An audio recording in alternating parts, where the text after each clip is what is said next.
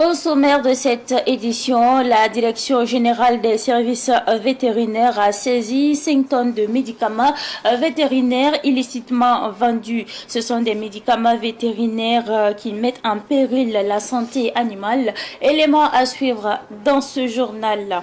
Au Togo, les élections législatives et régionales ont été reportées à une date ultérieure. L'annonce a été faite par le président togolais Faure Gnassingbé. Ce report a pour objectif de laisser le temps à l'Assemblée nationale de consulter toutes les parties prenantes de la nation. Élément à suivre dans ce journal. Mesdames et messieurs, bonsoir et bienvenue à ce rendez-vous consacré à l'actualité sur Savan TV. Le Conseil des ministres s'est tenu sous la présidence du chef de l'État, le capitaine Ibrahim Traoré. Plusieurs décisions ont été prises.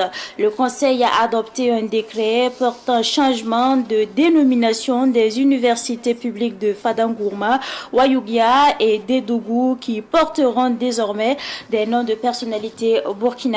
Ainsi, l'université de Fadangourma devient université Yembila Abdoulaye Togeyeni. L'université de Wayougia devient université Ledia Bernard Ouedraogo et l'université de Dédougou désormais université Daniel Weze Koulibaly. 5 tonnes de médicaments vétérinaires illicites vendus sans autorisation ont été saisies par la Direction générale des services vétérinaires. Une saisie de 7 mois de contrôle sur le terrain. Ces médicaments vétérinaires qui mettent en péril la santé animale ont été présentés ce matin aux hommes de médias. Les précisions avec notre reporter, il s'agit là de Fatih Sankara. Ceci est un échantillon des 5 tonnes de médicaments vétérinaires saisis entre août 2023 et mars 2024. Entrés de façon illicite, les 5 tonnes de médicaments vétérinaires prohibés et contrefaits ont été saisis après un contrôle effectué dans 12 régions du Burkina. La région du Sahel, en raison de la situation sécuritaire, n'a pas été contrôlée. La région de l'Est est celle qui enregistre le taux élevé de médicaments vétérinaires illicites. Les 5 tonnes de médicaments vétérinaires frauduleux proviennent de vendeurs non autorisés. D'août 2023 à mars 2024, les missions d'assainissement du marché des médicaments vétérinaires se sont déroulées dans 12 régions sur les 13 que compte le Burkina Faso. Ces contrôles, suivis de saisies de médicaments vétérinaires, ont lieu principalement sur les sites de vente illicite de médicaments vétérinaires. Il s'agit des marchés ordinaires, des marchés à bétail et des provenderies. Les médicaments vétérinaires saisis sont essentiellement des antibiotiques, des antiparasitaires, des vitamines sous diverses formes, soit injectables ou en poudre. Le retrait de ces médicaments du circuit illicite permet d'éviter l'utilisation des médicaments vétérinaires de mauvaise qualité, de limiter l'utilisation abusive des médicaments vétérinaires, surtout les antibiotiques, d'éviter la concurrence déloyale vis-à-vis des acteurs habilités, sensibiliser les autres acteurs comme la police nationale, la douane et la gendarmerie nationale pour leur implication effective dans l'organisation des missions de contrôle au niveau régional. Les vendeurs illicites de médicaments vétérinaires sont passibles de sanctions judiciaires en cas de récidive. Mais pour le moment, l'accent est mis sur la sensibilisation et la saisie. Ces contrôles et ces saisies sont sous forme de sensibilisation et bien entendu, en cas de récidive, des procès-verbaux seront faits et transmis donc à qui de droit pour des poursuites judiciaires. Parce que ces poursuites-là sont prévues également au niveau de la réglementation. Les médicaments vétérinaires saisis seront purement incinérés. La Direction générale des services vétérinaires invite les populations à plus de vigilance et à se procurer les médicaments dans les services homologués. Le volume global des importations des médicaments vétérinaires est passé de 2 milliards de francs CFA en 2016 à 7 milliards de francs CFA en 2020. Le ministre de la fonction publique, du travail et de la protection sociale, Bassolman Bazié, a procédé ce matin au centre hospitalier régional de Tenkodogo au lancement officiel de la visite médicale gratuite au profit des retraités et des conjoints des survivants de retraités de la CNSS et de la Carrefour. Notons que cette 10e édition vise à renforcer le lien social des retraités du Burkina Faso et va coûter à l'État burkinabé plus d'1 milliard de francs CFA. Le lancement a eu lieu ce matin en présence de notre reporter Yacouba Kiamtori. Bernabé Kabouri, enseignant retraité en pleine consultation au centre hospitalier régional de Tenkodogo. Nous sommes à la 10e édition de la visite médicale annuelle gratuite au profit des retraités et des conjoints survivants de retraités de la Caisse nationale de sécurité sociale CNSS et de la Caisse autonome de retraite des fonctionnaires Carrefour. Bernabé Kabouri bénéficie de cette visite médicale annuelle depuis 5 ans. Ils ont prélevé les urines, ils ont pris la tension, ils ont fait la glycémie ou quoi, mais je dois aller faire un contrôle général en laboratoire et puis rencontrer un docteur. Bourema Ouedraogo, président de l'Association nationale des retraités du Burkina, salue la Carrefour et la CNSS pour cette initiative au profit des retraités du Burkina Faso. Nous nous réjouissons car, pour plusieurs des retraités, la visite médicale annuelle est la seule opportunité qui leur est offerte de rencontrer un médecin, de bénéficier d'une consultation ou de conseil. Ce qui veut dire que ne pas organiser la visite médicale annuelle est, sans aucun doute, accélérer la déclaration de l'état de santé des milliers de retraités. C'est pourquoi l'ensemble des retraités de la République par la voie de l'énergie et vous de veiller à la crédibilité de son organisation. C'est une visite médicale annuelle conjointement organisée par la Carrefour et la CNSS. Une opération qui s'inscrit dans le cadre de la mise en œuvre de la politique sociale du gouvernement. La visite médicale annuelle gratuite est la traduction de la solidarité à l'endroit des retraités et des conjoints survivants des retraités de la Carrefour et de la CNSS. Elle répond à une forte attente et à un besoin primordial partagé par les retraités de ces deux institutions. Cette visite médicale annuelle gratuite répond, d'une part, à un appel légitime d'une couche spécifique et, d'autre part, induit la politique sociale du gouvernement en vue d'un développement inclusif. À ce titre, elle s'inscrit dans la volonté des autorités nationales à prendre en compte toutes les couches sociales, notamment les retraités et les conjoints survivants des retraités dans sa politique sanitaire. Pour cette édition de 2024, plus de 95 000 retraités et conjoints survivants des retraités de la CNSS et de la Carrefour sont attendus pour la visite. Chaque bénéficiaire, en plus de la visite corporelle et des examens de laboratoire, aura droit à un bon de médicaments d'un montant forfaitaire de 5 000 francs CFA. Les sites d'accueil pour la visite sont principalement les centres hospitaliers universitaires régionaux, les centres hospitaliers régionaux, les centres médicaux avec antenne chirurgicale, les services de l'OST et du CNST et les centres médicaux urbains dans les comités régionaux de Ouagadougou et de Fada-N'Gourma. Se remémorer les acquis de la révolution d'août 83 et sensibiliser les citoyens sur le patriotisme était au cœur d'une conférence publique animée par le gouvernement hier à Ouagadougou. Cette rencontre a permis à une centaine de participants d'échanger sur des points de développement endogène. Retour justement sur cette conférence publique avec notre reporter. Il s'agit bien sûr de Sidiki Kabli. Cette conférence publique vise à se souvenir de la Révolution, source d'inspiration pour bâtir un Burkina nouveau. Elle a pour objectif de sensibiliser l'opinion publique nationale sur les objectifs et la portée des journées nationales d'engagement patriotique et de participation citoyenne, notamment dans ce contexte de crise multiforme. Il s'agit en particulier de rappeler les principales leçons tirées des initiatives d'engagement patriotique et de participation citoyenne. Les conclusions qui ont été notées, c'est que tout ce qui a été dit au niveau du panel et toutes les contributions qui ont été données, alors nous, on doit faire une capitalisation de toutes ces informations pour que pour les prochaines journée d'engagement patriotique, à savoir le 2 octobre, qu'on puisse avoir de la matière pour mieux communiquer, pour mieux sensibiliser, pour mieux promouvoir ces journées d'engagement patriotique. Les participants ont salué la tenue de cette conférence, considérant qu'elle apportera beaucoup dans la recherche d'idées pour un Burkina meilleur. Ici, on retient que c'est le modèle de Thomas Sankara qui véritablement est celui-là qui a donné au Burkina Faso l'expression la plus aboutie de l'engagement, du patriotisme, que nous puissions nous modeler pour devenir, pas des Thomas Sankara, mais pour imiter le modèle Thomas Sankara, parce que c'est à ce seul prix que le Burkina Faso pourra être véritablement souverain, donc pourra retrouver sa pleine dignité.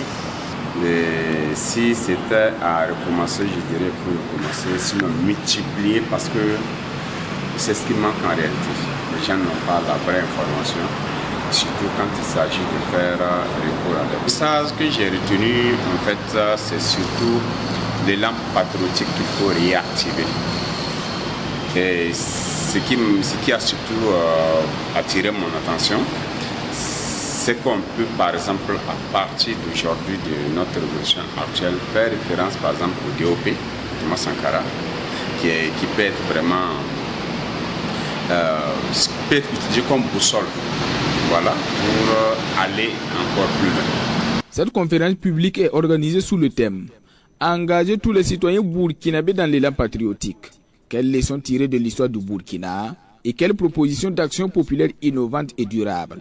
Elle s'inscrit dans le cadre des zones d'engagement patriotique et de la participation citoyenne. Après Koudougou et Ouagadougou, Bobo Dioulasso a accueilli le week-end dernier les 3e ateliers sankaristes orientés sur les idéaux et la philosophie du père de la Révolution d'août 1983, le capitaine Thomas Sankara. Les panélistes ont échangé sur les défis et les perspectives qui s'offrent à l'employabilité des jeunes. Les précisions avec Nonga Sida Thomas Sondo de Savan Media West.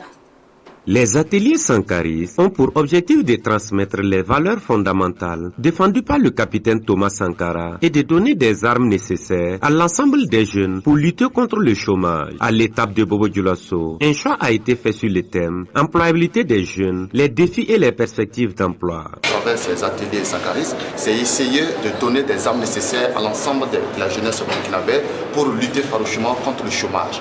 Leur dire que désormais, on peut utiliser ses propres capacités pour aller chercher de l'emploi, pour créer de l'emploi. Cette conférence publique a été traitée en 3 sous-thèmes, parmi lesquels les expériences entrepreneuriales et des exemples de réussite des jeunes. Nous sommes revenus avec d'abord un développement sur les différentes opportunités qui existent, mises en place par l'État burkinabé et qui sont malheureusement méconnues de la grande jeunesse burkinabé. Nous sommes revenus également sur des expériences entrepreneuriales avec des jeunes qui ont réussi à la matière, même s'il y a eu parfois des difficultés. Selon les communicateurs, les jeunes doivent rêver pour être des solutions de développement de notre pays. Il était nécessaire pour que nous puissions vraiment communiquer avec les jeunes sur les opportunités qui existent. C'est vrai que les jeunes rencontrent des difficultés d'insertion. Nous les avons permis en fait de rêver et de se dire qu'ils sont seuls maîtres de leur destin et à eux de saisir ces opportunités-là pour également contribuer et faire en sorte qu'au lieu qu'ils soient des problèmes pour notre pays, mais qu'ils soient plutôt des solutions pour le développement de notre pays. Le fait qu'aujourd'hui, au regard de la peinture somme que l'on peut dresser sur la situation de l'employabilité au Burkina, de revenir sur la nécessité pour chacun de penser à l'auto-emploi. Les opportunités sont énormes, les possibilités sont énormes, les avantages donc ne sont plus à démontrer. Il serait intéressant pour chaque jeune d'arrêter de penser au modèle formel d'employabilité au Burkina Faso. Après les étapes de Koudougou, Ouagadougou, c'est la cité universitaire Kobaoué de la belle cité de Sia qui a accueilli les ateliers sankaristes, dont le lancement officiel a eu lieu le 23 février 2024 dans la cité du Cavalier Rouge. Le directeur général de la nationale burkinabé d'électricité Sonabel donne plus d'éclairage sur la crise que traverse la société. Le patron de la Sonabel explique que plusieurs raisons sont à l'origine des délestages récurrents constatés ces derniers jours. Explication avec Issa Oumarati. Sur les antennes de la télévision publique, le directeur général de la Sonabel évoque les raisons des coupures intempestives d'électricité ces derniers jours. La vétusté des machines de la Sonabel en est la principale cause, explique-t-il, avant de préciser que certaines machines sont en service depuis 1978. En gros, il précise que 30% des machines sont aujourd'hui défaillantes. Outre cela, Souleymane Ouedraogo soutient que les délestages sont aussi liés au rationnement drastique avec le Ghana, qui n'est pas à mesure de fournir au Burkina Faso la quantité d'électricité demandée, dont au moins 200 mégawatts. La raison serait relative à un problème de fourniture de gaz. Le salut se trouve dans l'accroissement de la production interne de l'énergie afin de faire face à la situation de crise comme celle actuelle, pense le patron de la nationale de l'énergie, qui ajoute que ses équipes sont mobilisées et travaillent d'arrache-pied à résoudre le problème. Plus loin, il a regretté le rythme de réalisation des investissements qui n'a pas suivi le rythme de l'augmentation de la demande qui croît beaucoup plus vite que les investissements. Selon ses explications, et je cite, « La situation est extrêmement affligeante. Elle est très pénible, en premier lieu pour la Sonabel. Quand vous êtes chargé de délivrer un service et que vous vous trouvez dans cette position, c'est très difficile à supporter. J'avoue que la situation est assez difficile. » Fin de citation. Pour finir, le directeur général de la Sonabel conseille l'utilisation des plaques solaires pour ceux qui ont la possibilité. L'actualité de ce soir est également marquée par l'ambassade du Burkina Faso au Royaume d'Arabie Saoudite qui a organisé une rupture de jeûne collective à la résidence de l'ambassadeur Boubari Sawadogo. Une occasion justement pour l'ambassadeur de communier avec la diaspora burkinabé au Royaume saoudien. On fait le point avec nos reporters. Il s'agit là de Amadea Damasoro et Abdoulaye Kinda. Rupture collective des jeunes à l'ambassade du Burkina Faso à Riyad. Cela n'arrive pas tous les jours. Depuis sa nomination en 2023, l'ambassadeur extraordinaire et plénipotentiaire du Burkina au Royaume d'Arabie Saoudite, Boukari Savadgo, s'efforce de donner une bonne image de son pays auprès des autorités et du peuple saoudien. Au nombre des initiatives prises par le diplomate burkinabé, l'organisation de cette rupture collective du jeûne au profit du personnel de l'ambassade, mais également de la diaspora burkinabé vivant en Arabie Saoudite. Moment de partage et de convivialité. Cette rupture collective des jeûnes a été une occasion pour le chef de la mission diplomatique burkinabé de célébrer l'excellence des relations entre Ouagadougou et Riyad. Boukari Savadgo a enfin appelé chaque membre de la communauté nationale à apporter sa pierre à l'édifice national, notamment à travers le soutien au FDS et VDP, ainsi qu'aux personnes déplacées internes. L'actualité internationale va nous conduire au Togo. Les élections législatives et régionales n'auront pas lieu le 20 avril prochain. L'annonce a été faite par le président togolais Faure Yassimbe. Selon les informations, le report a pour objectif de laisser le temps à l'Assemblée nationale de consulter toutes les parties prenantes de la nation. Cette décision intervient suite à une grogne des acteurs de la société civile, de l'opposition et des religieux suite au vote par l'Assemblée nationale de l'adoption d'une nouvelle constitution qui fait passer le pays de régime semi-présidentiel à régime parlementaire. Soyez unique, ne vous comparez pas aux autres. Nous avons tous des destins différents. Le plus important, c'est de vous concentrer sur votre propre destin. Soyez simplement fiers de qui vous êtes. Restez unique en votre genre. C'est tout pour cette édition du soir que j'ai pris d'ailleurs du plaisir à vous présenter. Merci à vous pour votre constante fidélité. Excellente suite de programmes, accompagné bien sûr des programmes de Savanti.